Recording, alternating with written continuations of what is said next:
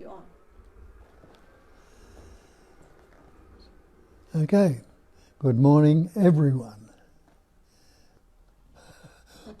And when I say Good. everyone, which one? Only one. Which one am I talking about? Because it's only one.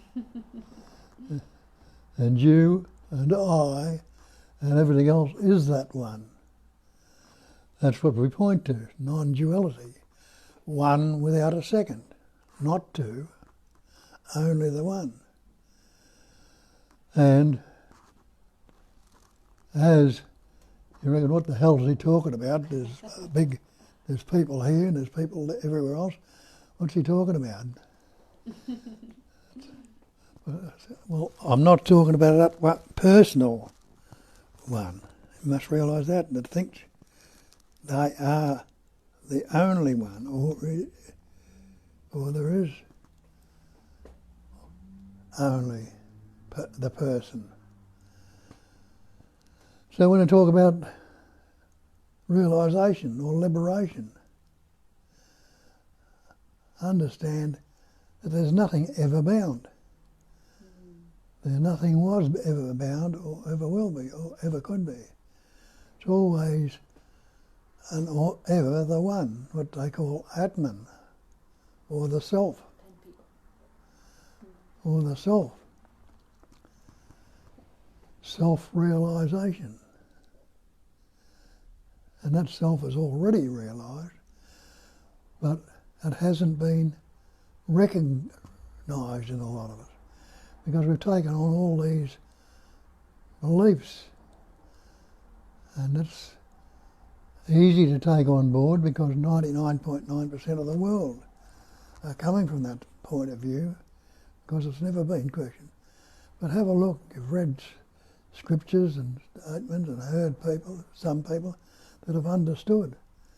They're not the majority, they are the minority, but they consistently point out that there is only the one essence that's patterning, shaping, forming and expressing as everything.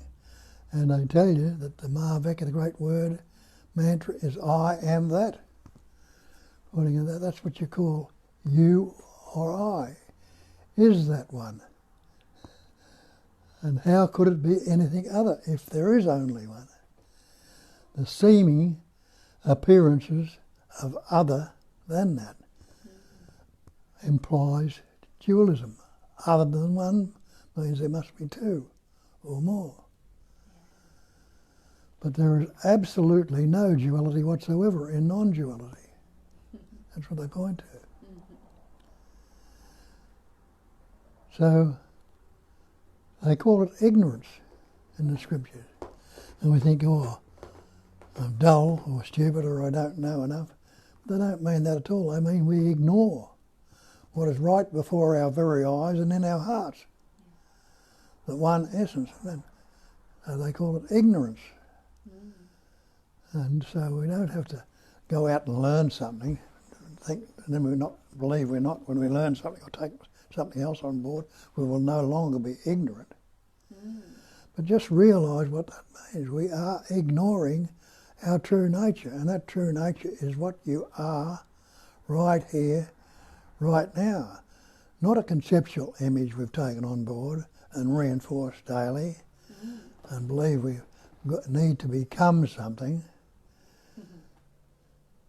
Realise that becoming is not being. It's a movement away from being.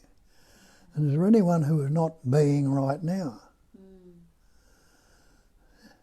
And you look around you now, you see that's being a chair, that's being the carpet, that's being the tree, that's being the other people in the room.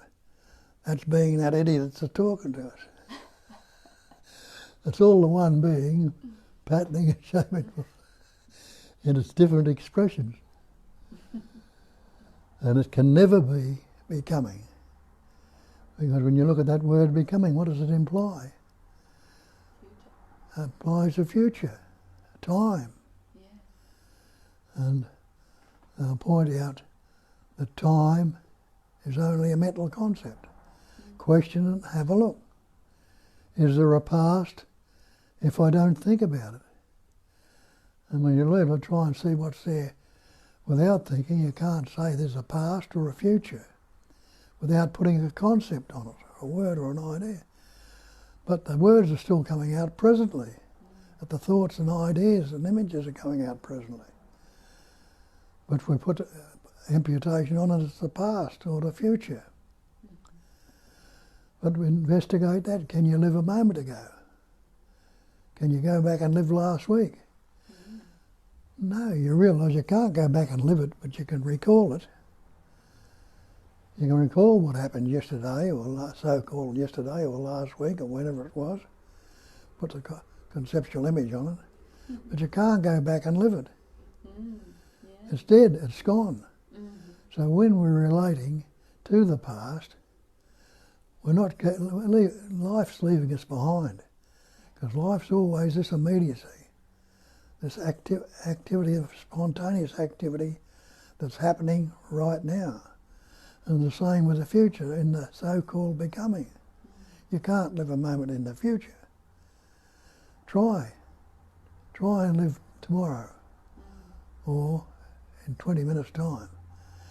You can't, but you realise you can anticipate and imagine what it's like, and it seems very real. But the actuality of it is right in this moment, because that's when the anticipating and imagining is going on.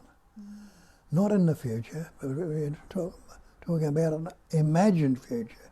And what does Nisargadatta tell you? Nothing can trouble you except your own imagination.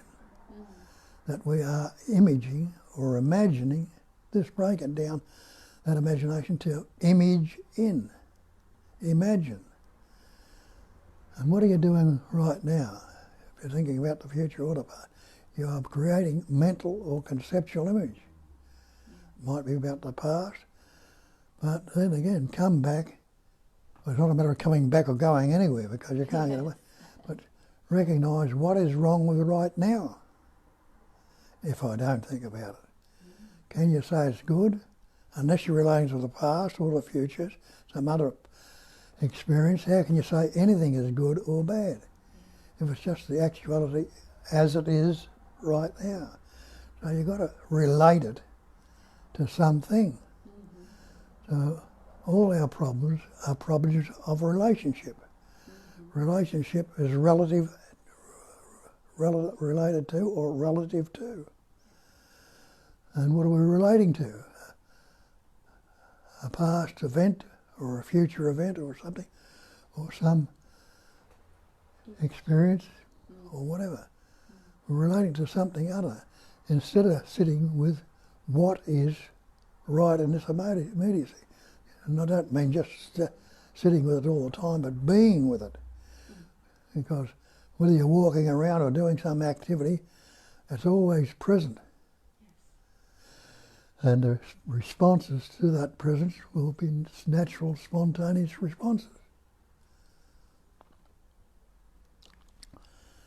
So, starting to grasp these things, you'll see life is ever fresh, ever new, ever spontaneous. It's not coming from some dead image. It's going to become something in the future. It's the ever fresh presence awareness right now. And that's nothing new. You'll see that in all the scriptures that are right on the ball. It's this presence awareness. Anybody who's unaware right now, or unconscious, use that as the same as awareness. Not much difference between the two. Consciousness is forming some conceptual image, but awareness is this pure, spontaneous knowing that you are. It is the I-amness, or the sense of presence without putting those labels on. A non-dual one without a second. It's happening presently. And so time, no, there's no such thing as time. It's a spontaneous emanation that's happening right now. But if we put the concept, I knew this in the past. We relate everything to the past or future, out of the habits we've taken on board. Relationship, again, duality, dualistic. So that's why we're always in constant trouble. We're relating from a past event to a believed in future happening and not realising it's all happening spontaneously right now. This is the actuality. That sense of presence, how would you translate it? How would you, if somebody asks you who you are, you'll say, I am so-and-so. I am is that sense of presence or awareness. But we put other concepts, I'm Bob, I'm a good fella, I'm not so good, or unhappy, or I'm sad, or I'm fearful. We put all these other concepts. But Nisargadatta points that out to us when he says, stay with the I amness. And people grasp it from their old habit patterns. Oh yes, I've got to repeat this I am. So they go around repeating I am, not realising what that I am represents. It's the sense of presence. So when he says stay with the I amness, stay with the sense of presence. And I'll say to you, try and get away from it. Investigate and see that it is the actuality. It is ever fresh and ever new, and it's always is right now. It is the what isness. And that's another label they put on it. It's just what is. Everything is just as it is. What do they mean by that? It means it's unaltered, unmodified, uncorrected. Purely and simply is. This is the chair. This is the table. This is you. This is me. That I am, it's that sense of presence, is the isness. It's not the wasness. You'll say, I was this. You're not. I will be this. You will never be. But can you negate the isness right now when you look at it? No, you must realise I am that isness. So take that, recognise it, and take it on board. Does anybody need to tell you that then? If you see it for yourself? Who's going to tell you anything or teach you anything? Just recognise it yourself. Recognise it what they're saying. Krishnamurti tells you it's choiceless awareness. It's not something I've got to do, oh, I've got to choose this or that. It's choiceless. It's pure awareness just as it is, without any choice maker or without any choices.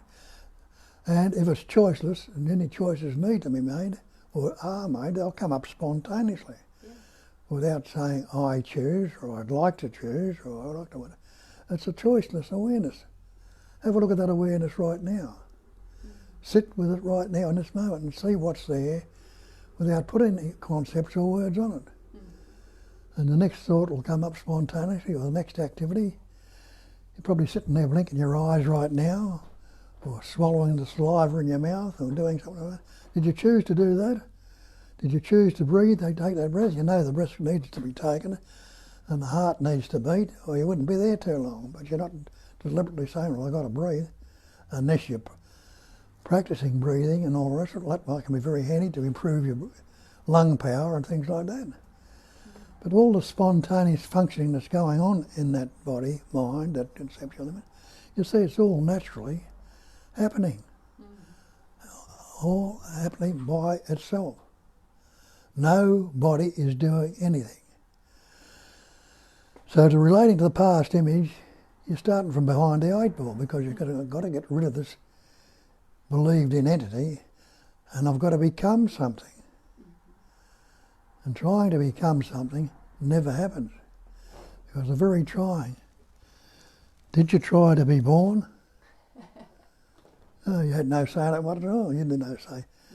What activity your parents were taking part in at the time. Give us some details. That enabled you to be here right now. And they didn't know either when they were at the same stage.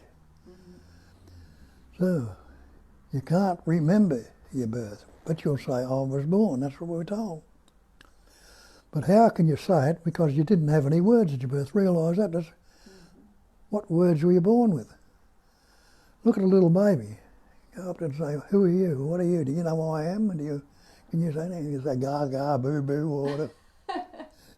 Or might be telling you in baby language you get stuffed. How about people with dementia? Yeah, but so the whole thing is single and very simple, that we make it seemingly difficult. And the Hinsing Ming tells us that the great way is not difficult, and adds to it, for those who have no preferences. If we've got some power and we choose to do this or choose that, when love and hate, that's the way the mind functions. It's not just love and hate they're talking about. It's the way the mind functions in the dualistic, in the pairs of opposites, good, bad, love and hate, present and when. So they couldn't write all those in when they were making this poem. So they just put when love and hate are both absent, when you're not fixating on one as against the other, or even, leave them both as is. Love and hate are both, everything becomes clear and undisguised. And there it is in its purity, right there before your very eyes right now. Make the smallest distinction, however, go to one or the other, heaven and earth will be set infinitely apart. And even that, they can't say, they've got to use the terms heaven and earth.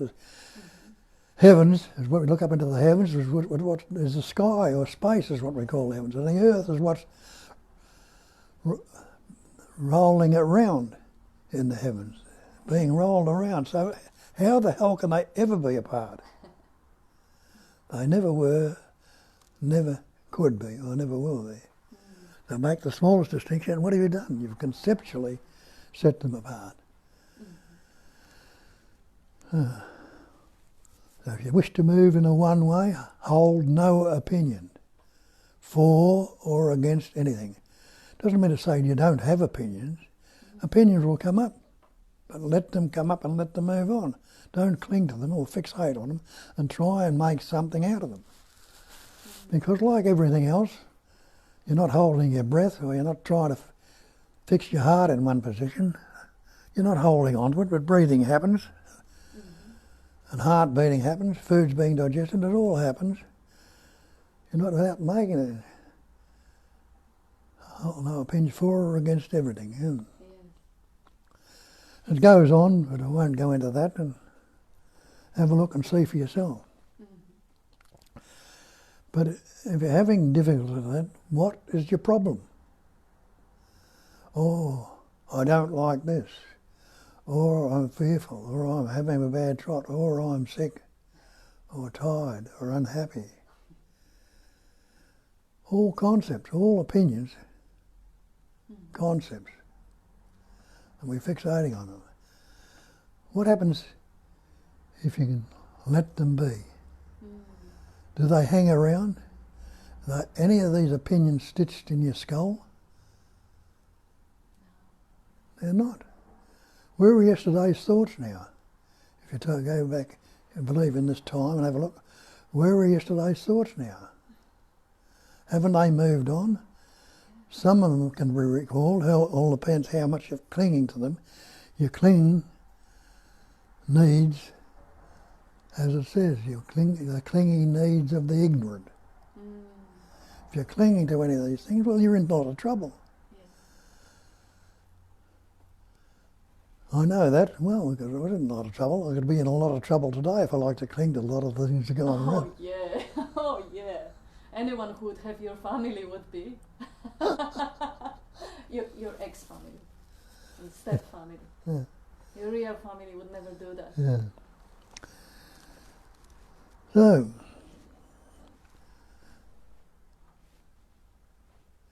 that's what happens. Needs to investigate and see for yourself what anybody has ever tried to tell you. They've pointed it out to you, and very earnestly and sincerely too. But how many of us understand engrossment? Oh, that was good, that was very clear.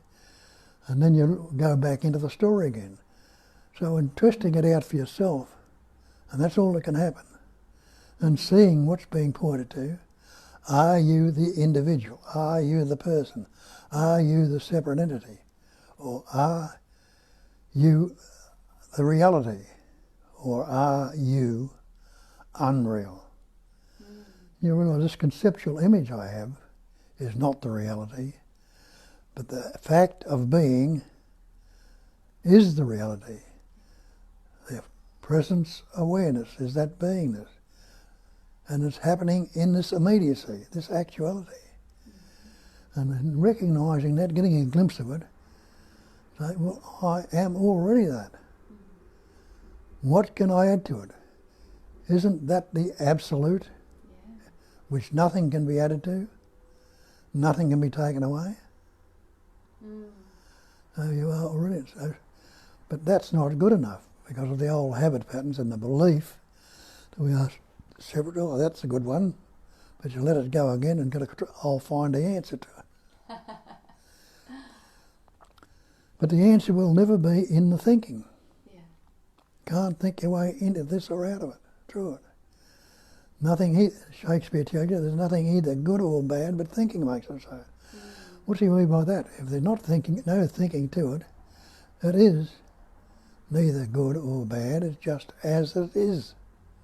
As is again.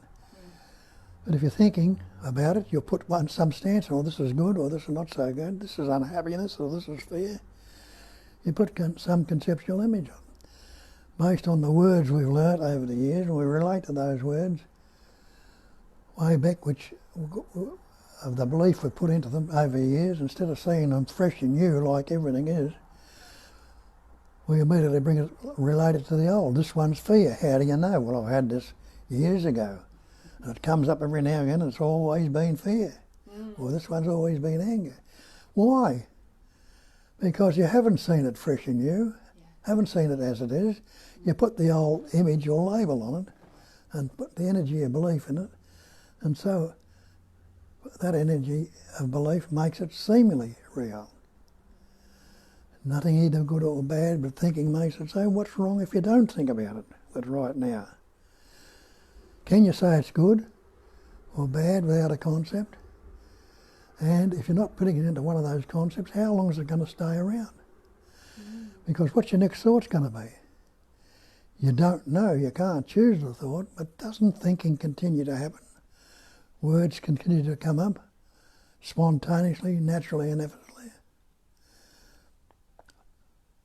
And you see that every thought is fresh and new, and if we don't put the old label on, it will be fresh and new, and the spontaneous activity or response that needs to happen to change or do what it does happen. And things fall into place, amazingly enough, which we don't think they do, but they do. Just the same as the earth continues to roll around the heaven, and they're not infinitely apart, but it constantly changes, and it brings about absence of light, which is darkness, and absence of darkness, which is light. The action of summer, which is not winter, and the action of winter, which is not summer, and the other seasons in between. The action of the tide coming in, the action of the tide going out. All these things happen spontaneously, naturally and effortlessly. My camera got wrong. I'm trying to take a screenshot and I'm twisting the camera. Okay.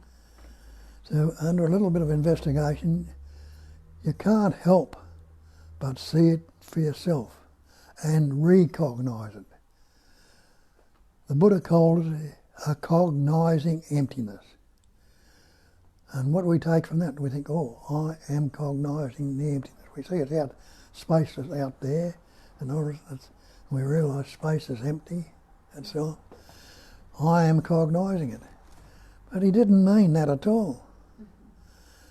He meant that it's the emptiness, that emptiness, that has the capacity of cognising or knowing, or another term for an awareing. It's a knowing or awareing emptiness. And he made the statement there that emptiness is form. That the emptiness is patterning, shaping and forming all this manifestation. Everything in it are forms are happening in that emptiness. Isn't that a fact? Can you take them outside of space or any of the things in it, including you, me, outside of emptiness? You can't. Emptiness is form, and the form can be nothing other than the emptiness. And what does that tell you? Even though you might believe you are the person, you are the individual, you know it all, and all the rest, you're nothing but that emptiness. It's the same as everything else. And what is the patterning it's shaping and forming? The cognising or the knowing, the pure intelligence energy. So you're not a little individual person that thinks he knows this and knows that. You are the absolute. Always have been, always will be, and couldn't be anything else. So investigate that and see for yourself. And see what happens in your life. See what happens in your life. Yeah. I think, I don't know, I can add to it if you want. Got any questions or any doubts? Yeah. A lot of people have recognised this and can talk about it just as well as I can. But there's a lot of people that might be having trouble with it and recognising it a bit and get stuck somewhere. Well, ask questions. That's the way. Ask about it. Ask yourself. See, you might get some spontaneous response that will resonate with you. Other stuff you mightn't resonate with. Well, have a look for yourself and see what comes. Yes, so we have a lot of our beautiful friends with us here. We have Henya, Sally, Heyman, Tony, Sharna, Richard, Megan, David, Julia, Cliff, Jane, and a lot more. God Potter, and a lot more. Judith, Mitra, and we do have welcome message, and we do have questions. We have comments. Tony likes the background, and she didn't hear what I'm saying. I was just trying to make Bob laugh. It's not important. And we have comment from Sally. She says, when I hear you speak, I feel the truth, and then I go off into my life and I get lost again. Yeah. Well, if you feel the truth, you know where it is. Don't go off into it. Stop it. Stop it. Just relax and say, well, what's next? See what comes. Let it go. Oh, I have a good one from Sharna. Remind me again why I don't have to feel guilty when I get hooked by my patterns. See, well, who is there to feel guilty? Yeah, who's when you believe, or when you know that the so-called person is what is getting hooked. Can the absolute get hooked in anything? When everything appears in the absolute, and the getting hooked is an appearance in it also. Just shift the focus into that which it's appearing on. Presence awareness. Yeah. I'll just add one word. Not only see who feels guilt, and also see who wants to take credit for the guilt. Maybe guilt is just another pattern that's just passing like a cloud on the sky. If you don't hang on to it, like smile at it, say hi to it, and let it go, because it's not yours. It's a pattern, it's a habit pattern, and it's not you who hangs on to the habit patterns to feel later on guilty for it. So is the life hanging on to the patterns, and a life offering extra pattern on top of it, of being guilty for hanging on to the patterns. They're all impersonal waves on the ocean. None of it is you, none of it is yours. That is just to watch the show, to watch the dance. I think there was one more, good one. Oh yeah, this is a good question from Mitra, and then Trish is adding to it. Do we need to make any effort to be awake? For example, practicing meditation. Well, do it and see. If you meditate, and you might get a bit of quietness for a while, but has it cleared everything up altogether? How long have you been meditating? If it makes a bit of quietness, but the thing is to let go. That's all you need to do. Don't cling to the old. And you'll say, well, how can I let go? Mm-hmm. Well, take a breath now and hold it. Yeah. You know, can you hold it forever like you hold some of these thoughts and concepts? No, there'll come a time when what do? You breathe out, you've got to let it go. If you've got a bladder full of water, you've got to let it go sooner or later. It's quite not deliberately letting go by the person, but letting go happens naturally. Yes. Don't cling. Mm-hmm. Yeah. Don't cling. It's one of the Buddhist things says, don't cling. Mm-hmm. And somewhere else it says, the clinging needs of the ignorant. Yes. Yeah. Mm. Let it go. Mm-hmm. Tony wanted me to come forward when I speak. She hears me better. So I would like to add with the meditation, Bob very often has that question and very often answers it also. I know personally people who were meditating, practicing every day rigorously for all of their lives, and it took them nowhere. And I know people who are naturally inclined to sit in quiet, and it is transformational.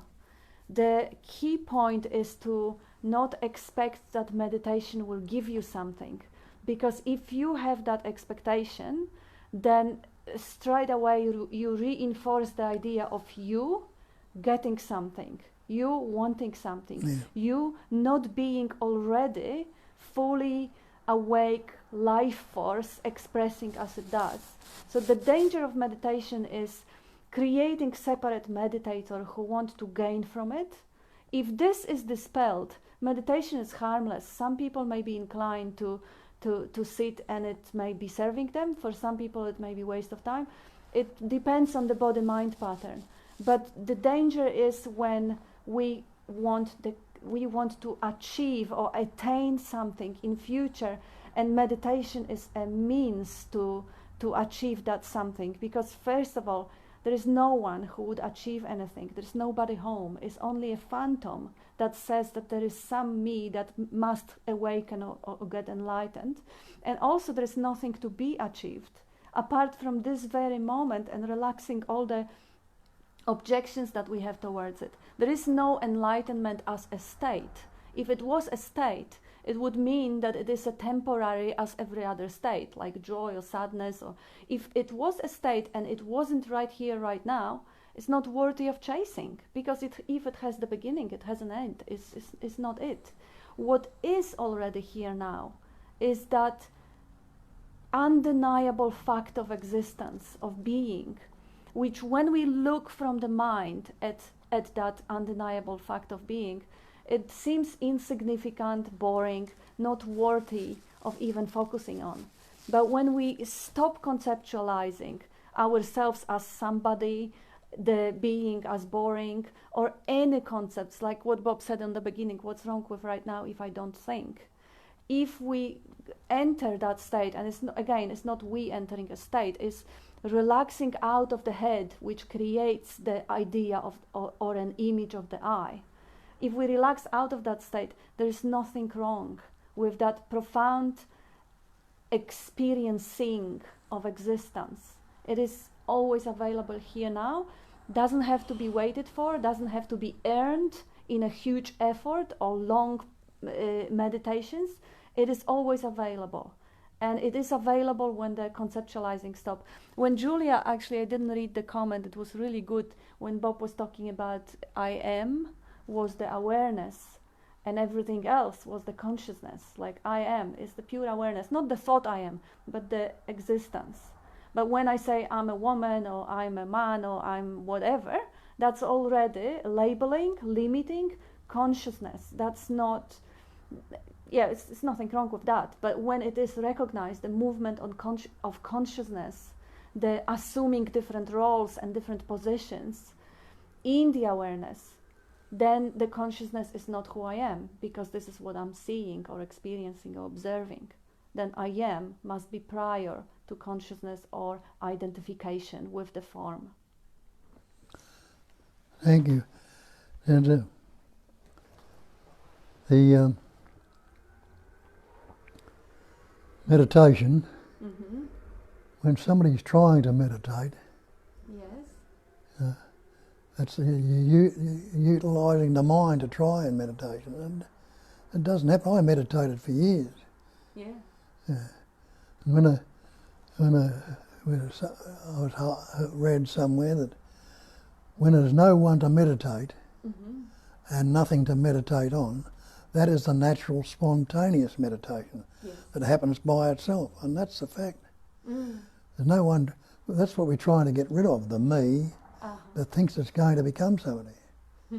And that one of way, you know, about the three wise monkeys. I forget what it is right now. Is there any copies of that out there now?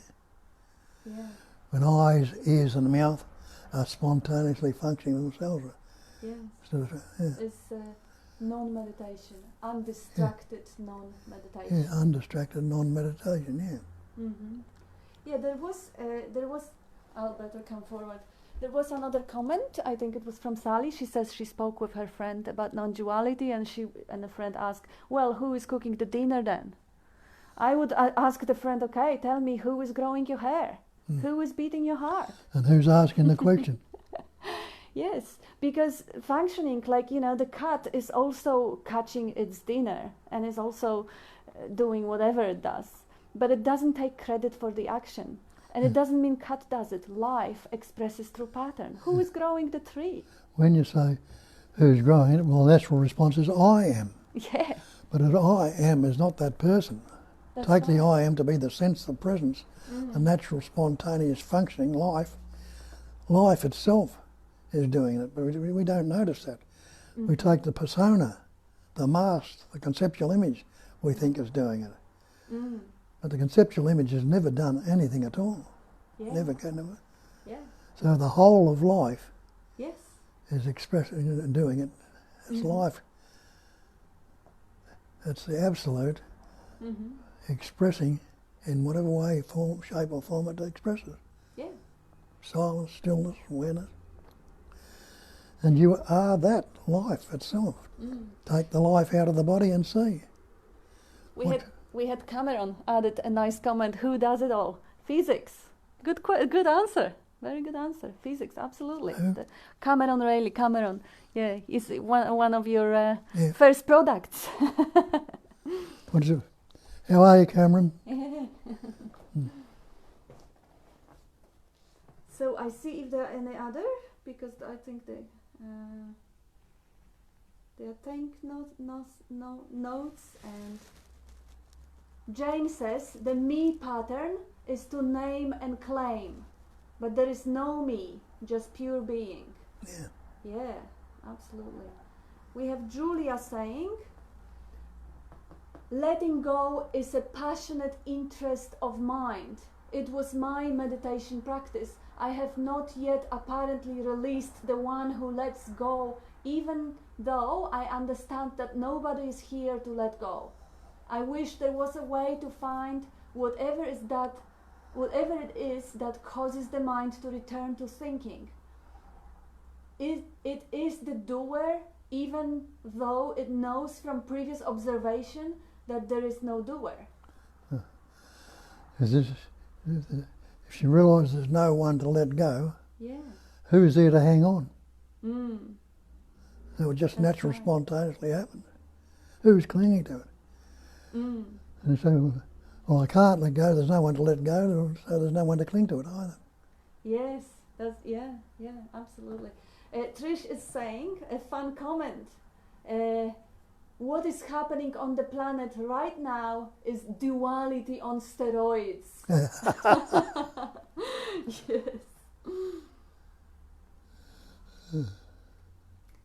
Heyman says no danger in meditation at all. Oh, Heyman, I have to comment on that. Believe me, I have seen people who were so bitter for wasting the whole life and getting nowhere that they became chronic alcoholics and suicidal. So there is no danger in anything. That is just how life expresses. But if something is really good for some people, it will be really bad for the other people, because that's the nature of manifestation. Nothing is inherently good or bad, dangerous or safe, nothing. But everything is relative to its opposite. So even meditation has, I do believe it is harmless in most cases. yeah, it may harmless, just waste of time, but who knows? I mean, any position taken at any point is always a dualistic relative position. Yeah. No, as I say, that's the way it is. And a lot of people who've been meditating for years and something, they hear about non-duality or the truth or something like that, and they say, no, I've been doing this for so long and I'm so close to it. Oh yeah, that's another danger. Yeah, I'm so close to it, I'm not going to follow what they're saying. Yes. And I was a bit like that too. It wasn't until I was forced to let it go or see through it that it happened to me. I'm almost there. Yes. And how can you ever get there if you're trying to find it through the mind? That's the problem. That's what we find out. Yeah. And if the meditation is happening naturally and spontaneously, it's all right, which it does. I drop into silence here quite often now, without intending to. And I can then, because I drop into silence, people think I'm demented. Demented, yeah. No, they don't think that. They just want your house. They don't think that. Yeah, we have a good comment from Heyman, and Heyman says, I think it was in response to Sharna and generally about patterns, that the one who is hooked is not I, because there is no I. So this is just a pattern. So there is no hooking. There is, yes. And that's what the psychedelics is. The world is made up of hooks and rings. Yeah. Straighten out your hooks, and where can they cling to? Yeah, that's right. Actually, he says, the one who gets hooked is not my concern, simply because it is not I. Yeah. Beautiful.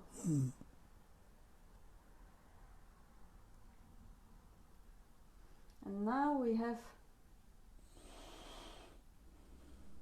who is, Heyman asking, who is a creator of coronavirus? The same life essence that's living and expressing as Heyman. Yes. The same intelligence energy or life essence expressing as Heyman. It can pattern express as coronavirus and everything else. Yeah. And does. Yes, or white blood cell or red blood cell. Heyman is also saying, how can I let go of something which is not my problem? Well, if you know it's not your problem, who is there to let it go? That's right, yeah. Who can have the problem unless you... There's nothing to let go. Sally says, I like what Bob said, that life will naturally let go of thought and bring a thought in, like breath and like our bladder. Yeah. Good. It's only that we've taken on the belief when we get that which our parents told us, I can't do this, or I'm not good enough, or I'm fearful, all relating to the I. But the little child there, he's got no words. He's breathing naturally. He's defecating, urinating, digesting food, just the same as you and I are doing, with no words. Yeah. And every word we've ever spoken has been learnt. And that is our problem, but it's not a problem if you understand it. It's a good way of expressing and communicating if it's utilised. But the sad thing is it utilises us. That's what tells me I'm not good enough, or I'm fearful, or I'll never get it there. And after all, I'm only human. I have a beautiful one. Actually, I have a funny comment from Tony. She says, no hooks, and she comments, and no hookers. And and I have a really good question from Megan. I guess she knows the answer, but let's put it. Is everything apart from direct experiencing conscious awareness a fantasy? It's all... Or imagination? They all tell you that. It's, well, not all of them, but the ones that call it the manifestation Maya. Yeah. Illusion. It's a phenomenal manifestation. And your dictionary definition of phenomenon is that which appears to be. It's all appearing only. We have a really funny one from Julia. I wish I had dementia if it would result in the thoughts and wisdom like yours, Bob.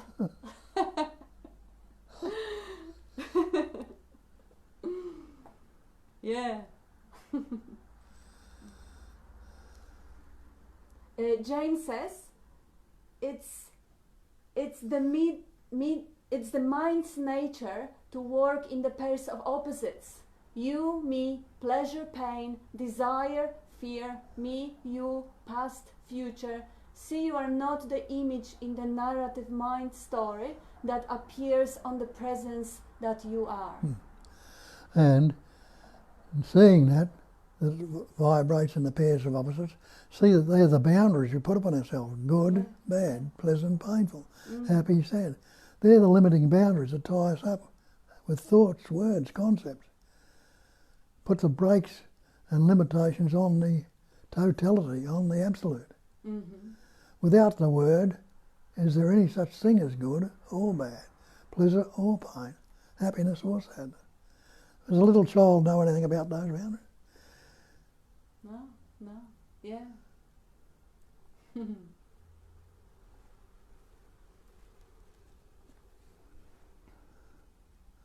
As Krishnamurti says in that thing, awareness, which Jane knows well.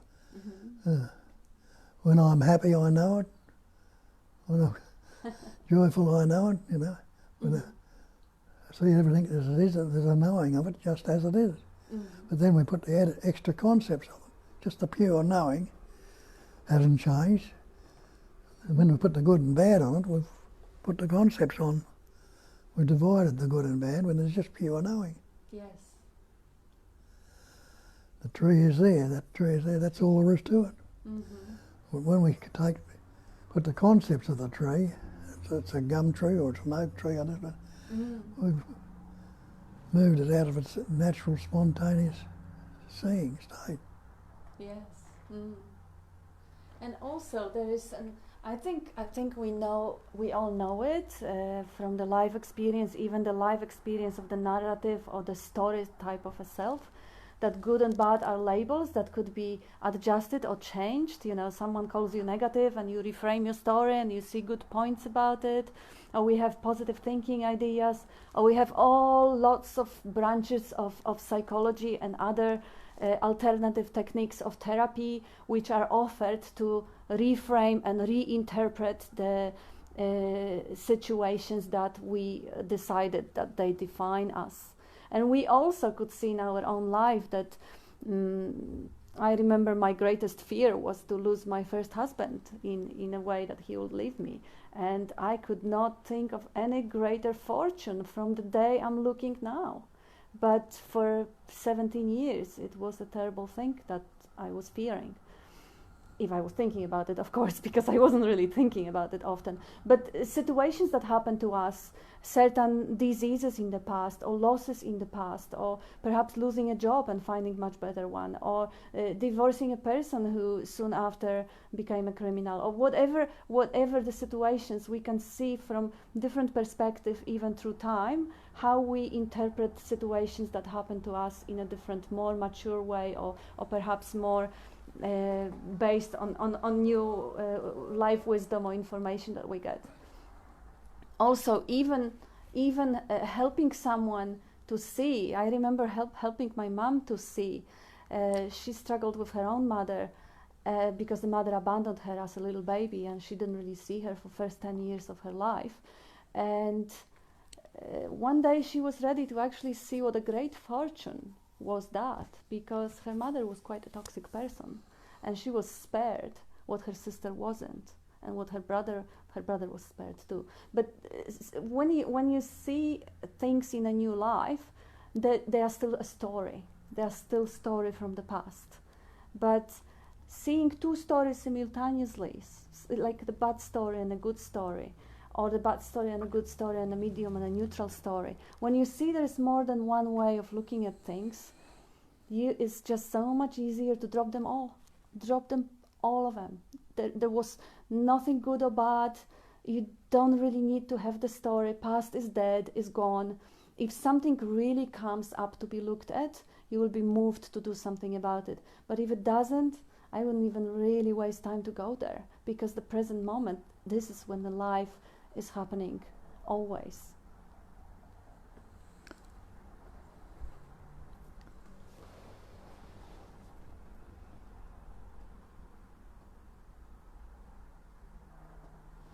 Mitra is saying, from what I understand, it is about letting go and letting go and letting go until we have nothing left.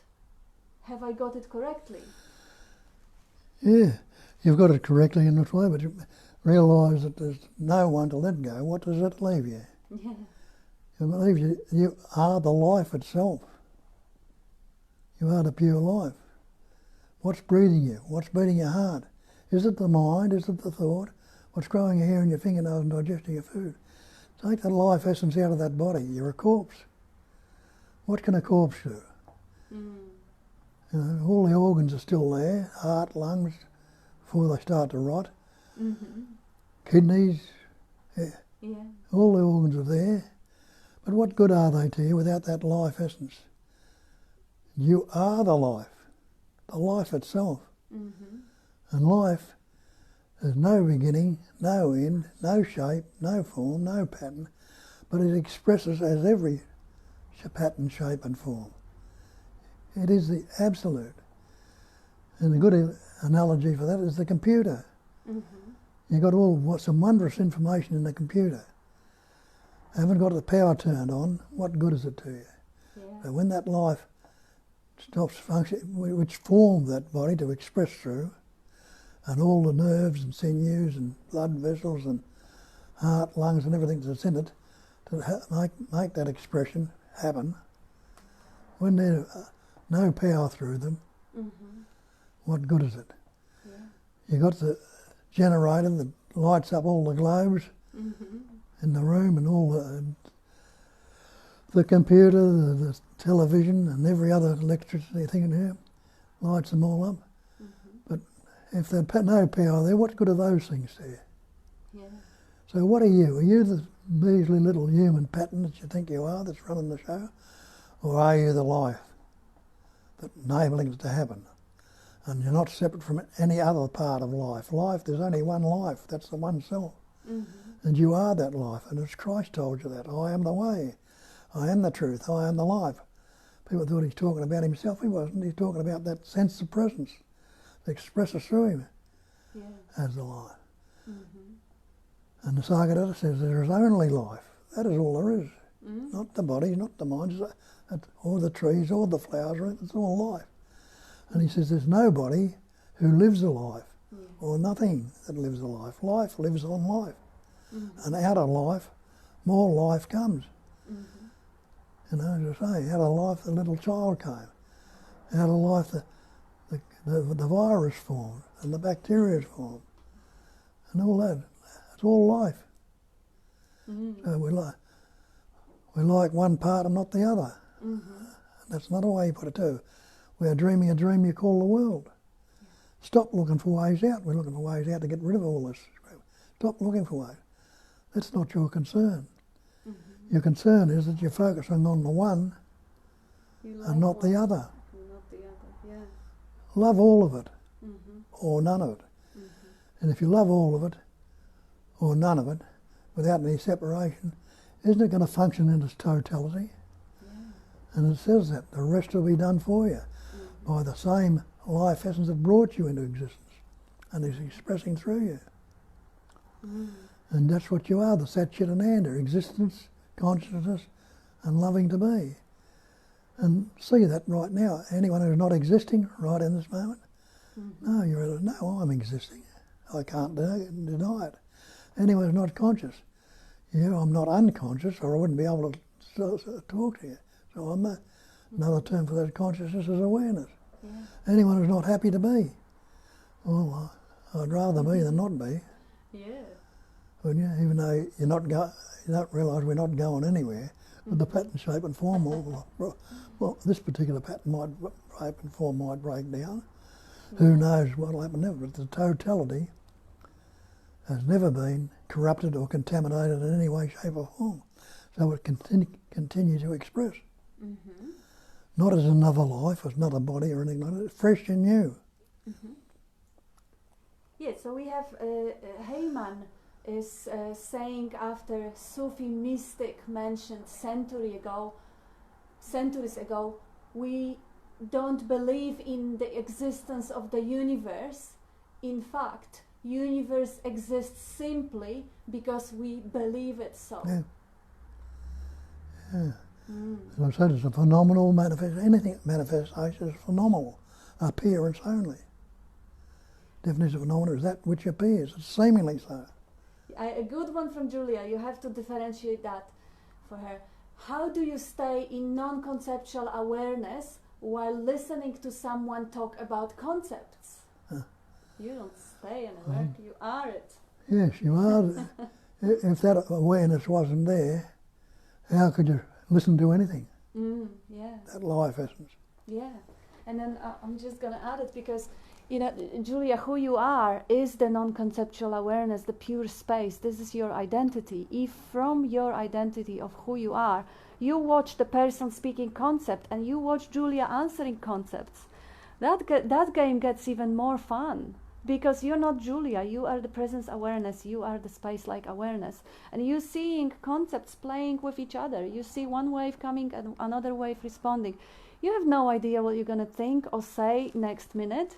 You are not the one who is to stay with anything. You already are that space. And I know that you know it for a lot of times, but occasionally you may still have questions. And thank God for that, otherwise we would sit in silence. Yeah.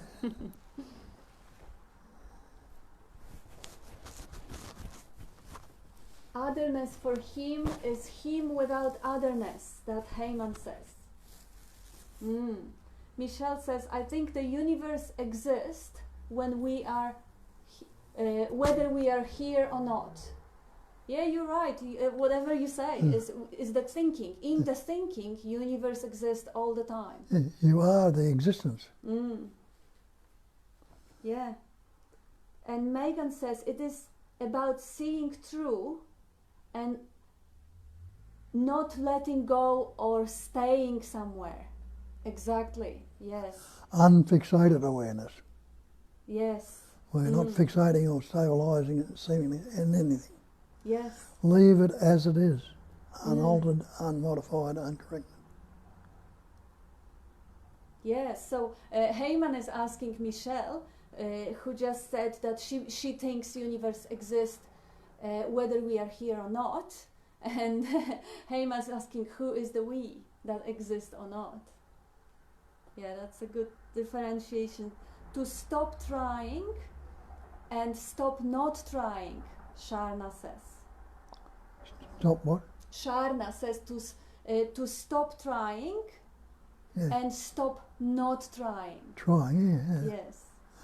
And it's happening. Yeah. And I'd like to add to Michelle and others that, yeah, absolutely, if you believe that the universe exists regardless, or if you believe in devil or angels or God or certain diets, they're all true in your experience. But ultimate truth is not to be known, at least is not to be known by the equipment that we have, which is the computer, which is projecting interpretation.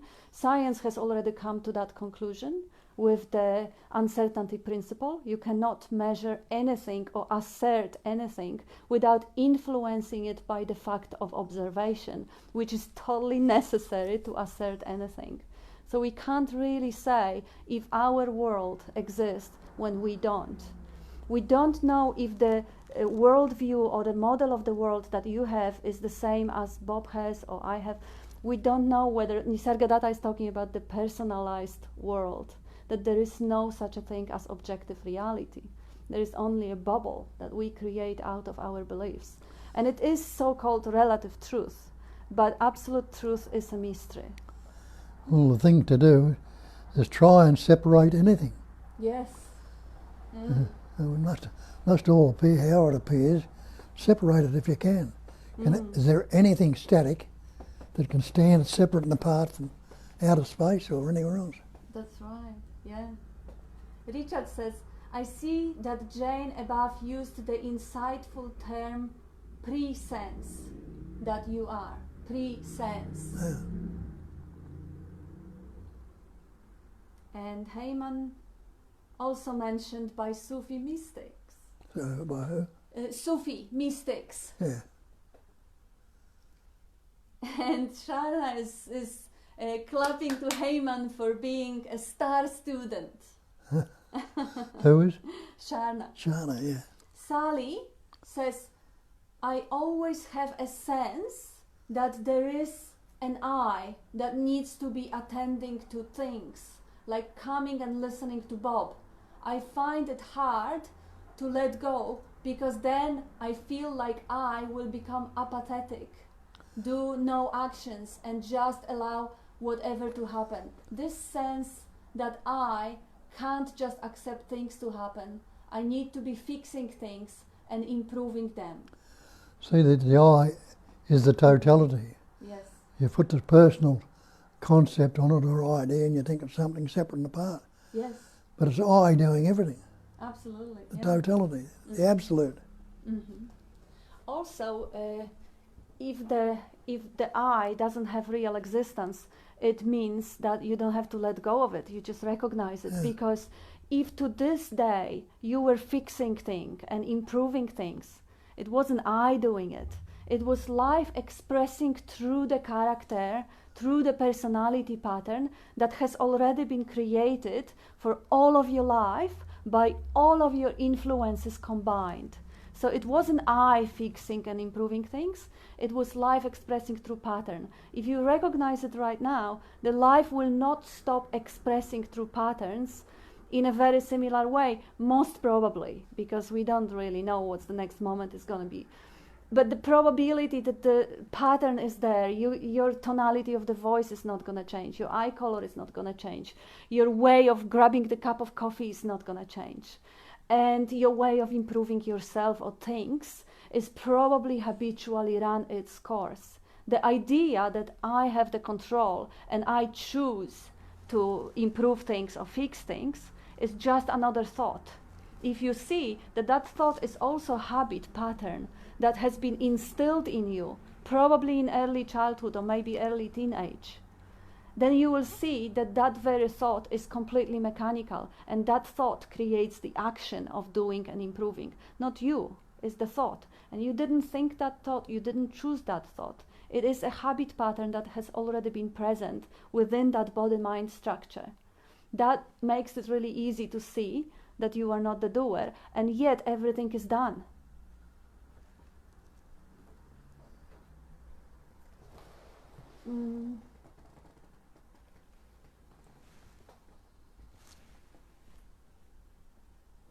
Oh yes, Michelle is arguing with Heyman. Yes, who is the one, we, who is the we that believes the universe is so? That is the point, Heyman says. Exactly, who is it? Mm. Yeah, the truth is, any assertion that the universe does exist or the universe doesn't exist is just a thought. It's just an idea. The ultimate truth is non-conceptual awareness. In non-conceptual awareness, there is no universe, because the universe is a concept. And there is no idea whether it exists or it doesn't, because idea of existence and non-existence is a concept. So whatever appears and does its dance. But in non-conceptual awareness, there is no opinion or belief about it at all, and there is no need to figure out whether there is an objective reality outside or whether it is not. It just doesn't matter, because there is no one who wants to know. Look up concept. Concept's just a mental construct, a thought. Yeah. Without a thought, do you disappear? Just let it go right now. Do you disappear without a thought? You don't. No, yeah. Ben is saying, I like this from Rupert Spira. A different kind of mind would perceive reality as different kind of universe, depending on its limitations.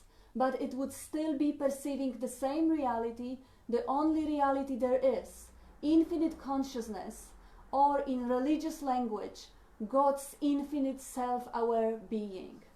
Beautiful. Yeah. Jane Little, how does who? That's the image of you in the memory, and the image in memory is not real. It is the story of an alleged you. In reality, there is only spontaneous, ever fresh awareness. Not you, no me. Exactly. Rondine says, Bob, from the perspective of being awake, does all of this take on a distinct dream-like quality? How can the actuality, take on anything other than being, knowing, and being happy to be? Yeah. No dream, nothing dream. Though it might appear to dream like, it's the one essence expressing, seemingly so. Yeah. But it's life itself. Yeah, but do you feel, as someone who woke up to the reality, that all of this has the dreamlike quality, the lie? Well, I know the truth about it. It's not as it seems to be. Yeah. Not as it appears to be. But in its spontaneous actuality, there's an absolute certainty that I am that essence.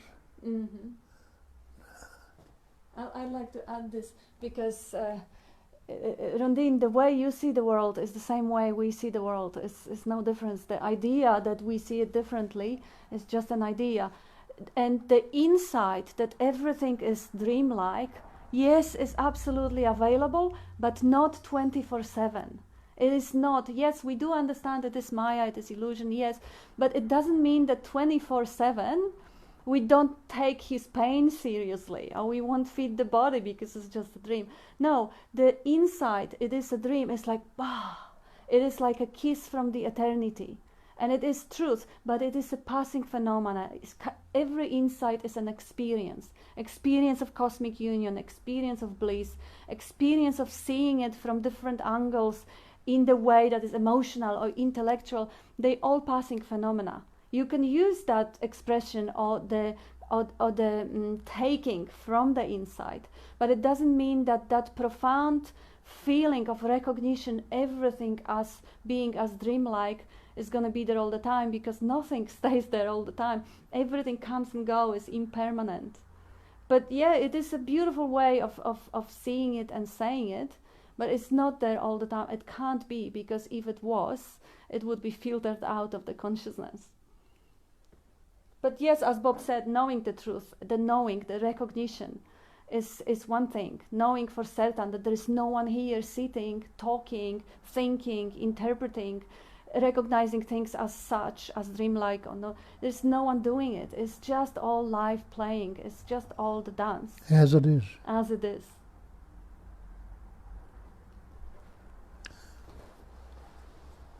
And Julia is saying, the monster under a child's bed is very real to them. Everything imagined is like that monster, non-existent. Beautiful. There is a comment from Aldo. When one can see that there are many interpretations to a single event, then which interpretation is right or true? The answer is none. Hence, trying to understand the past with reasons for what happened, which will satisfy this me, is just a game we play. Knowing this, we don't get caught in the BS we tell ourselves. Love you. That's beautifully said. Who's that? Beautifully. Aldo Cipollone. Don't know if I spell it right. I'm sorry if I don't. I'll show you. Beautifully said. And Dana reminds, I'm not speaking to anybody. I'm not speaking to any mind. Yes. Good on you, Dana. Yes.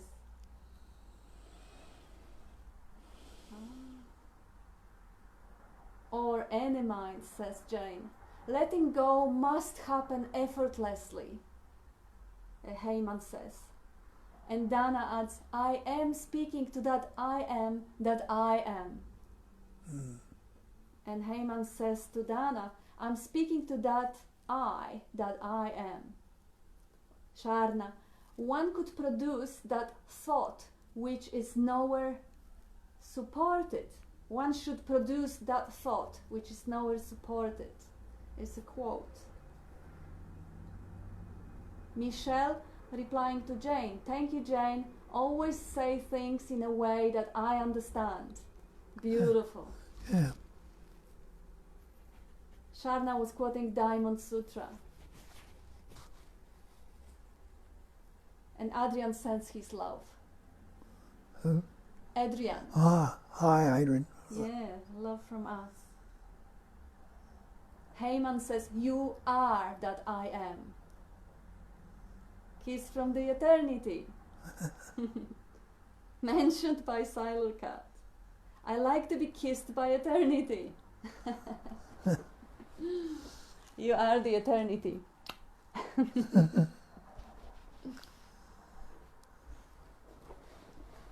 You are the eternity kissing yourself through different bodies. Kat, maybe attach the donation link. I can't find it. The what? Thank you for asking, Adrian. He's asking to attach the donation link. I'll put in comment because the easiest way to do it is just click the button on Bob's website, www.silotbobadamson.com. I put the donation button on every page just to make it easy, and it goes through PayPal. But thank you for asking.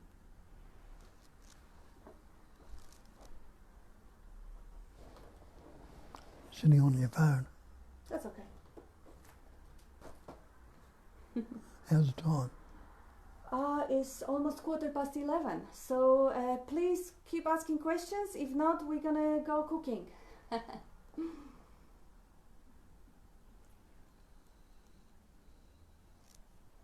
So we leave a couple of minutes. If no question come, we go. Yep.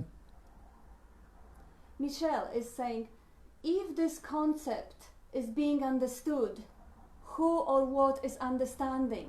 Does the brain have to understand in order to get this? The brain has no power whatsoever. It's the life as it's functioning through it will translate it or interpret it or do whatever is necessary to be done with it.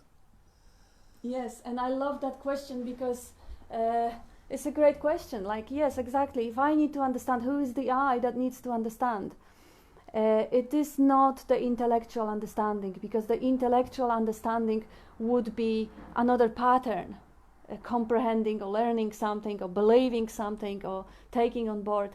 It is more of a seeing through. It's more of a discarding all the intellectual obstruction, that discarding the beliefs. And again, who is doing it? Nobody's doing it. They just go, they just flow. If there is no hanging, clinging onto them, they just flow by themselves. So the recognition is not an intellectual recognition, and it is available right now, and it's as simple as affirming the fact that you exist. Can you say you don't exist? No, you know that you exist. Can you try not to be? Can you try not to exist? No, you can't. This existence is there, is undeniably there. Everything that happens on top of the existence can be discarded, just let go of, not paid attention, not given any value or validity. So the existence is on the base, and in understanding, intellectual knowing, grasping, letting go, all of it is an activity within that vastness of presence, of being. So just see the activity or the movement as the content of that vastness of nothingness or cognizing emptiness. And that's it, because once everything else is being a content, who sees the content? The one who is part of the content? No.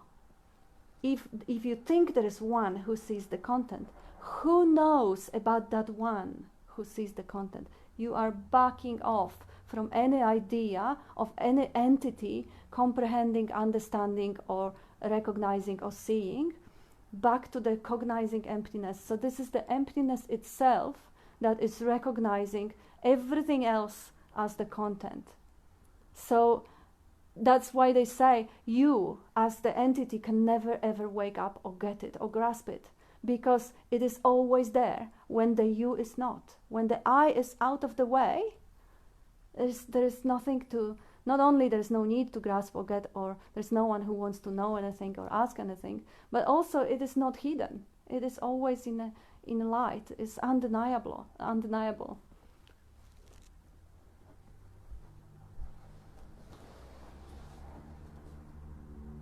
And we have another couple of comments. But in order to have, Michelle says, in order to have conversation about this, there must be an intellectual understanding. Is it true?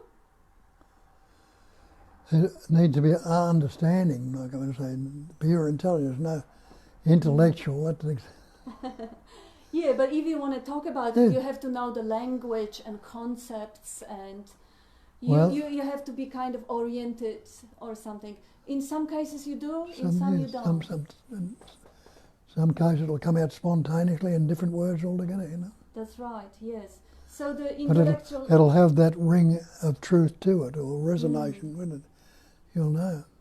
Yes, so the intellectual understanding is not the prerequisite. It is like Jesus beautifully pointed out, by treating equally the prostitutes and anyone who was poor or who was stupid or who was even mentally impaired, they all exist.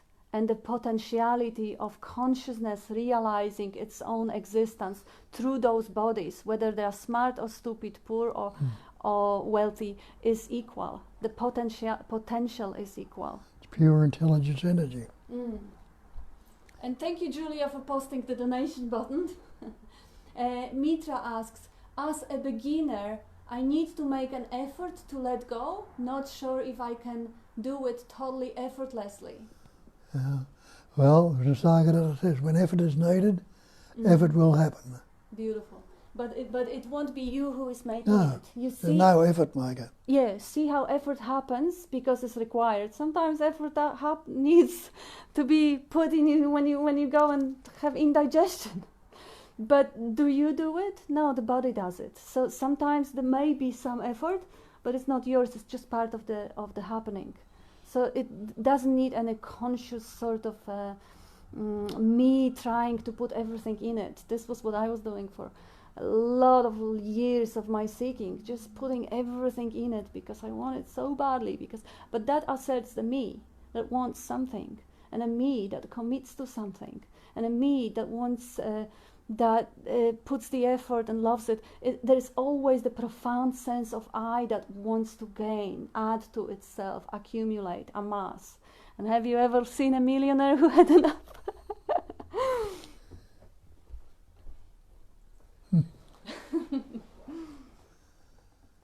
I have more comments. Rondine, all concepts are bondage.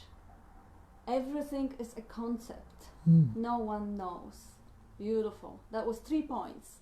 All concepts are bondage, everything is a concept, and no one knows.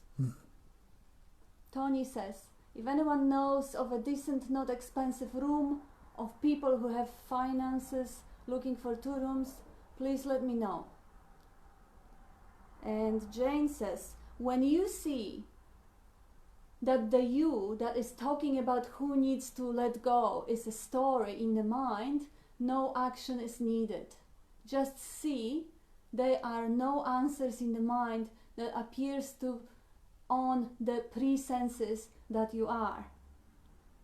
And I would like to just make a suggestion, because that may be helpful, Kelly, if you really resonate with the way Jane is talking about it, because Jane has beautiful recognition and understanding, and she could probably gladly, as far as I know Jane and her golden heart, guide you at any time. You just reach out, because that may be, sometimes the same thing is being said for thousands of years by thousands of messengers in thousands of different ways, and it is that particular wavelengths that creates the resonance that may actually break through that veil of the conceptualizing.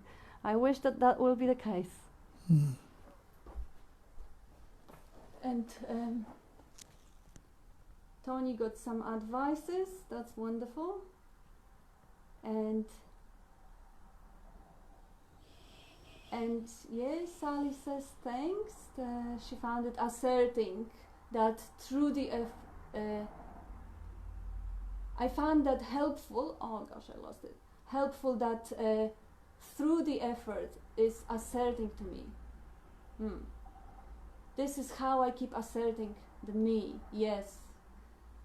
And Jane says, of course, get in touch on Messenger. Oh, is that what? Yeah, Jane, of course she is happy to help. Of course.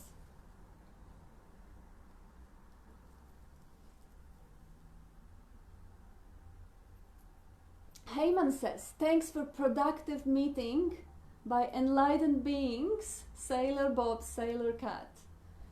You are no different, Heyman. You want about you might be a sailor if you want. You came here by the boat, didn't you? We can call you Sailor Heyman.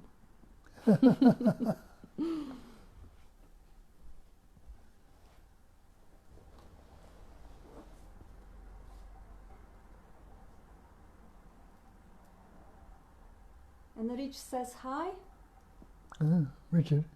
Oh, hi, Richard. No, Rich from England. We have Richard with us and Rich. Oh, also. Rich. Yes. Richard. And Ben is saying one more, and this is a quote. You can recite and discuss scriptures all you want, but until you drop everything, you will never know the truth. And this is from Ashtavakra Gita. He says as he recites the scripture. Beautiful point. And he says, thanks. Thus, in talking with you, oops, it's disappearing as people type. In talking with you the other day, Bob, I recognized that I am aware. In that moment, I saw the fact of emptiness, of infinite space, where there was no doer, no choice maker. It was, as Kat put earlier, a kiss from eternity. It was undeniable, but I've noticed that I have been biting my nails like crazy since then. Yeah, you gotta come and see Bob again. Oh, well, Skype Bob again. I mean. Thanks, darling Bob and Kat, Jane says. Yes, so people are saying thank you now, so unless Tass, you want to add to what you mean or Bob's take up on it, would you like to, that will happen, he had profound recognition, now he's biting his nails over it, so what you want to add? Well, the recognition is enough, just keep cognizing. You can bite your nails and do what you like. Just another habit. But remember to keep recognizing. Yeah. Reminding, renewing of your mind. Also, isn't that reaction fascinating that happens after? It is, again, not your reaction, it's just a pattern that comes up. If you see it as completely impersonal, it won't be disturbing and it won't have any hold. But yeah, Skype Bob anytime.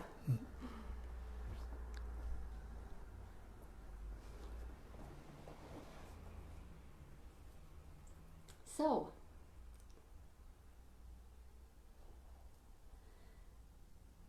we have people saying thank you, so I guess it was...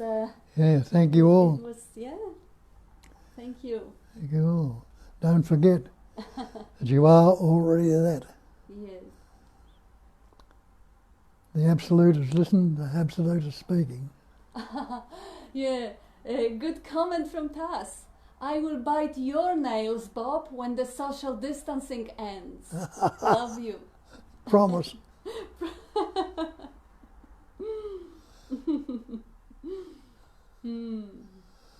Love you. Mm. Yes.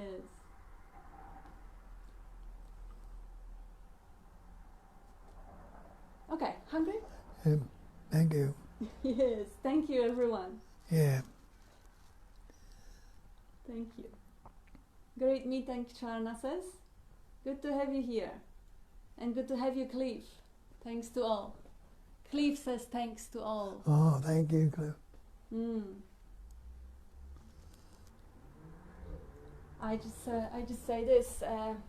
It would be lovely to see you. I mean, you know, we know you and we love you, but we didn't see your face for a while. And we do Zoom meetings, especially for people in Australia who don't have that tremendous time difference like in America. We do Zoom meetings in the evenings on Tuesday and Thursdays, and you can just show up and blink an eye and say hi. Links are everywhere on Bob's website and on Facebook and on Meetup. So it is just to copy the password and click the link and join in. That because this way we can read you but we can't see you. But yeah, whatever's easy. Thank you.